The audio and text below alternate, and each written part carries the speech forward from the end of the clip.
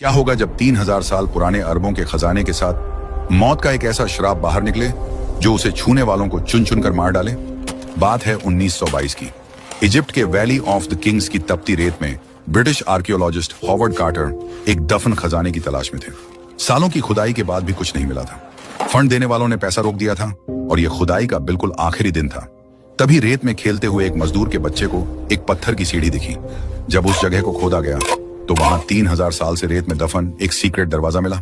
जैसे ही कार्टर ने उस दरवाजे में एक छोटा सा छेद किया और मोमबत्ती की रोशनी अंदर डाली, पीछे खड़े लोगों ने सस्पेंस में पूछा, क्या अंदर कुछ दिखा? कार्टर की आंखें फटी की फटी रह गईं। उन्होंने कांपते हुए कहा, हाँ, अद्भुत चीजें, सिर्फ और सिर्फ सोना। अंदर इतिहास का सबसे बड़ा खजाना था।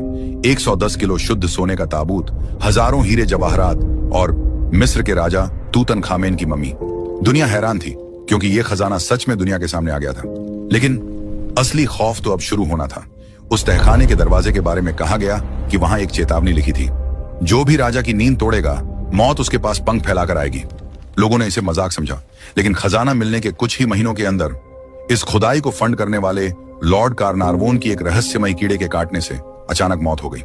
हैरानी की बात यह थी कि जिस वक्त उनकी मौत हुई, पूरे काहिरा शहर की बत्तियां अपने आप गुल हो गईं। यही नहीं, अगले कुछ सालों में अफवाह फैल गई कि उस खजाने को छूने वाले 20 से ज्यादा लोगों की खून की उल्टियां, पागलपन और रहस्यमयी बीमारियों से तड़प तड़प कर खौफनाक मौत हो गई। लेकिन रुकिए, क्या यह सच में कोई श्राप था या इतिहास का सबसे बड़ा धोखा? सालों बाद वैज्ञानिकों ने जो सच बताया वो किसी श्राप से ज्यादा डरावना था। असल में उस दरवाजे पर कोई श्राप लिखा ही नहीं था और ना ही 20 लोग मरे थे। ये सब उस वक्त के अखबारों ने अपनी न्यूज बेचने के लिए झूठ फैलाया था। लेकिन जिन 8 लोगों की सच में तड़प तड़प कर मौत हुई थी, उनका कातिल कोई भूत नहीं था। 3000 सालों तक उस घुप अंधेरे और सीलन भरे तहखाने में एस्परजिलस नाम का एक बेहद जानलेवा फंगस और बैक्टीरिया पनप चुका था। वो कमरा एक बायोलॉजिकल टाइम बम था। जैसे ही वो तहखाना खुला, वो जहरीली हवा सीधे उनके फेफड़ों में उतर गई और जिन 8 लोगों की इसमें जान गई, उनके लिए ये किसी श्राप से कम नहीं थी।